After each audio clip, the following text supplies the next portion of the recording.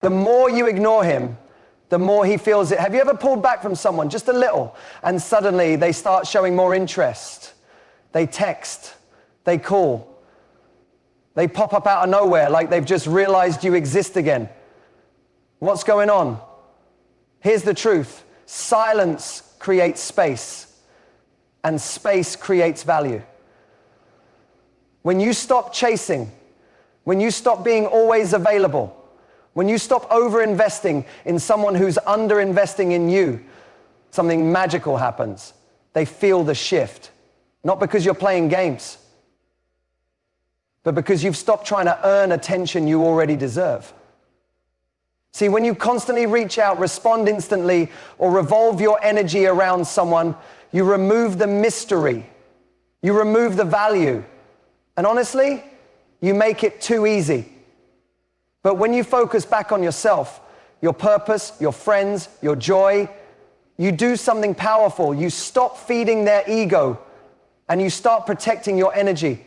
This isn't about manipulation, it's about recalibration. You're not ignoring him to hurt him. You're ignoring the version of yourself that overextends, overgives, and gets crumbs in return. So yes, the more you ignore him, the more he feels it. Because for once, he's faced with the most attractive thing on earth, a woman who doesn't need him to feel whole. When someone always has access to you, your time, your attention, your energy, they begin to unconsciously devalue it. It's not always out of malice or ego, it's human nature. We're wired to place a higher value on things that feel earned, scarce, or limited. Think about it. When something is on sale for a limited time, it's suddenly more desirable. When a concert is sold out, people want tickets even more. It's the psychology of scarcity. Now apply that to human connection. If you're always available, texting back within seconds, constantly initiating conversations, always saying yes to plans, they begin to assume you'll always be there. Not because they don't like you, but because you've trained them through repetition that your attention is guaranteed. And what's guaranteed tends to lose its shine. You become predictable. And while stability is great for long-term connection, predictability too early in a romantic dynamic often leads to emotional laziness. That person doesn't have to work to keep your attention because they know they already have it. You've already handed over the most valuable currency in attraction, your effort. What we often forget is that attention is powerful.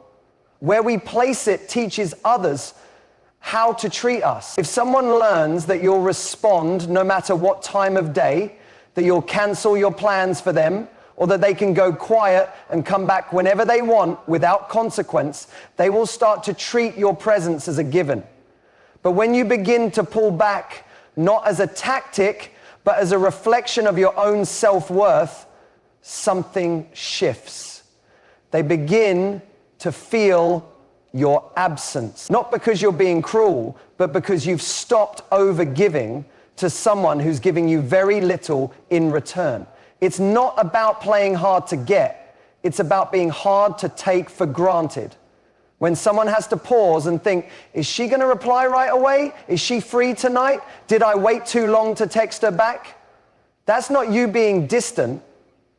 That's you restoring value to your attention. You're creating a standard. And people treat you based on the standards you enforce, not the ones you merely speak about. This doesn't mean you become cold, aloof, or unkind. It means you become selective. You engage with people who match your energy. You stop pouring into conversations that leave you feeling empty. And most importantly, you stop being afraid that withdrawing your attention means you'll lose them. If your silence makes someone leave, they were never really present in the first place. But if your presence was taken for granted, your absence will be felt. And that is often the moment when they realize what they had. Emotional space is one of the most underestimated forces in attraction and relationship dynamics. It's not just about not talking or not texting, it's about what that space does emotionally. When you pull back, you stop feeding someone constant validation. You removed the emotional safety net they were used to. And that absence, it's not just quiet, it's loud. It speaks volumes. It creates room for the other person to actually notice the weight of your presence. And now, the weight of your absence. People get comfortable when they feel they don't have to earn anything anymore. When you're always showing up, always being emotionally available, and always reaching out first, the other person doesn't have to ask themselves, do I really want this? Or what would it feel like to lose her? They've never had to sit in that discomfort. They've never had to miss you. Pulling back creates that space. And in that space, they are finally forced to confront how much or how little you actually matter to them. The discomfort of space can lead to clarity. When you're always in someone's inbox, always replying within minutes, always ready to talk, they don't get a chance to process their own feelings. They're reacting to your presence, not reflecting on your impact. But when you stop filling that space, they have no choice but to feel it. That's where the realization begins. They remember how much effort you put in, how easy you made things for them, how emotionally fed they felt just by having you around. And now that it's not there, they start to feel the emptiness. This is where many people panic. The moment they pull back and feel the silence, they rush to fill it again. But that silence is doing more for your connection or your clarity than any perfectly worded message ever could. It's where real reflection happens. If the person truly values you, they'll step into that space. They'll begin to close the gap. They'll reach out. And not just to relieve their guilt or boredom, but because the absence made them realize they don't want to feel it again. The key is to allow space to work. It's not instant. It's not a test. It's a shift in energy. You're removing the noise so they can hear the signal. You're allowing them to come toward you rather than always being the one who reaches out. This reversal changes everything.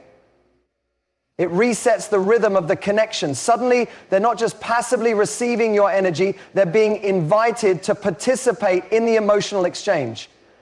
If they do, great. If they don't, that silence just gave you the clearest answer you'll ever get. Space isn't distance without purpose. It's clarity waiting to happen.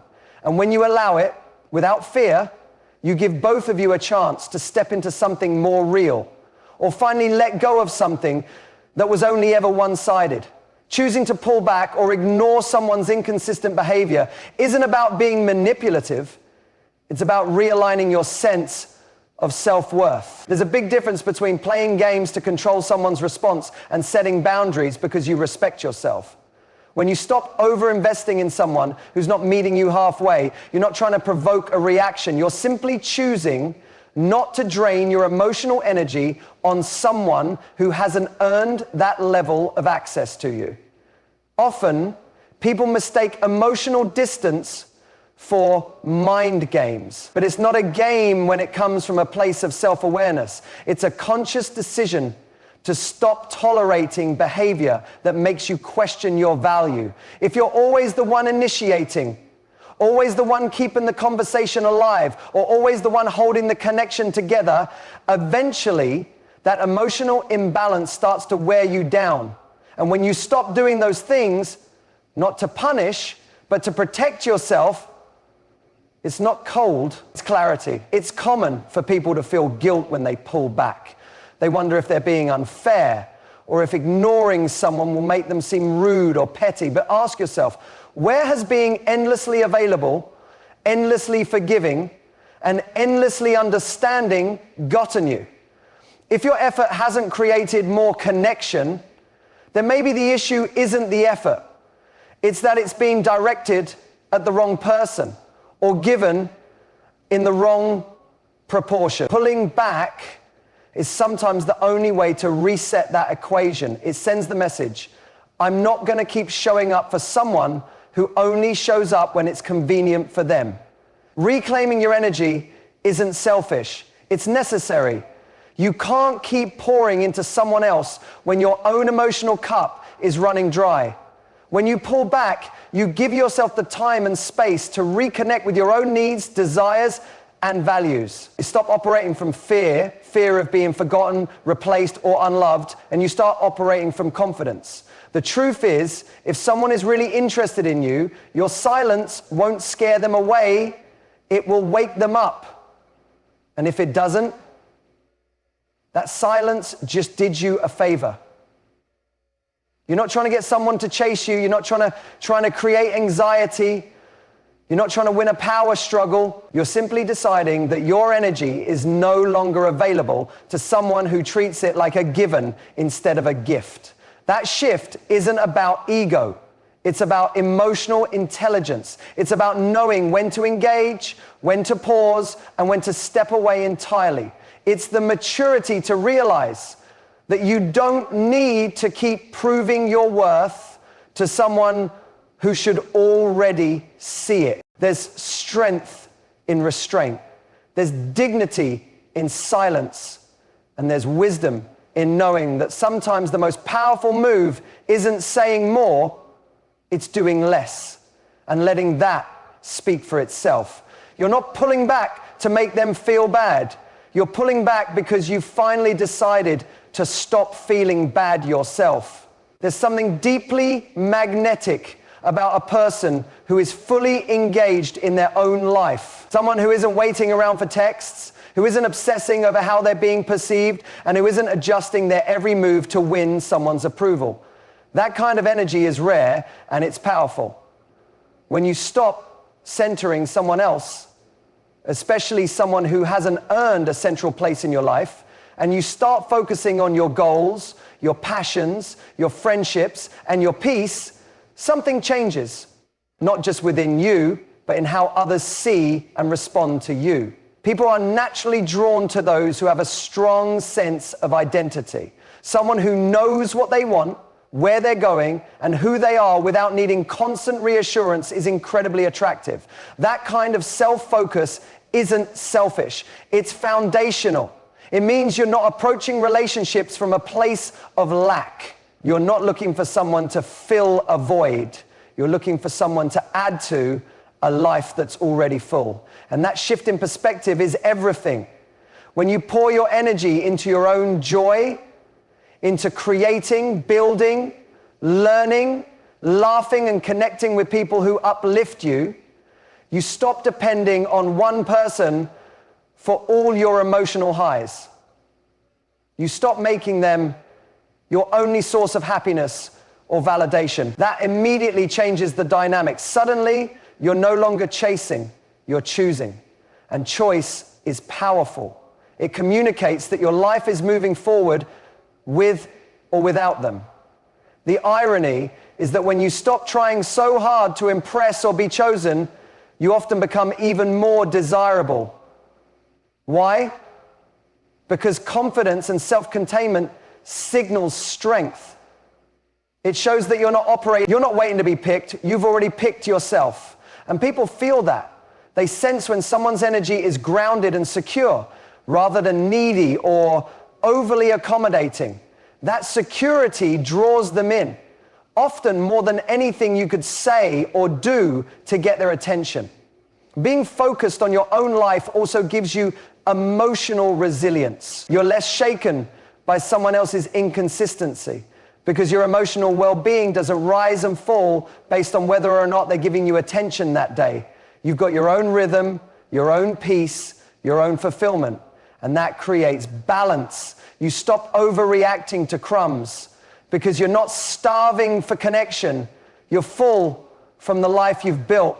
It's not about ignoring people to look cool or detached. It's about realizing that your time, energy, and presence are limited resources, and not everyone deserves access to them.